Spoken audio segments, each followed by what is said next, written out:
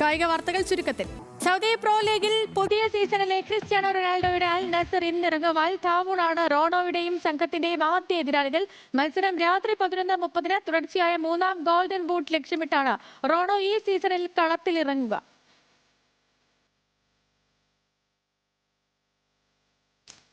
UEFA champions ലീഗിൽ ഇത്തവണയും super പോരാട്ടങ്ങൾ. റയൽ മാഡ്രിഡിന് മാഞ്ചസ്റ്റർ സിറ്റിയും ലിവർപൂളും എതിരാളികളായി എത്തും. PSG ലീഗ് മത്സരങ്ങൾ കഠിനം.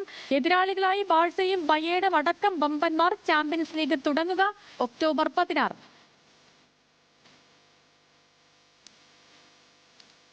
KCL ഇന്ന് 2 മത്സരങ്ങൾ. പോയിന്റ് പട്ടികയിൽ 1-ാം സ്ഥാനം ലക്ഷ്യമിട്ട് തൃശൂർ ടൈറ്റൻസ്. നിലവിലെ ചാമ്പ്യന്മാരായ കൊല്ലം സെയിലേഴ്സാണ് എതിരാളികൾ. മത്സരം ഉച്ചയ്ക്ക് 2:30. 2-ാം മത്സരത്തിൽ കാലിക്കറ്റ് ഗ്ലോബ് സ്റ്റാർസ് ആലപ്പി റിപ്പിൾസിനെ നേരിടും. മത്സരം വൈകിട്ട് 6:45.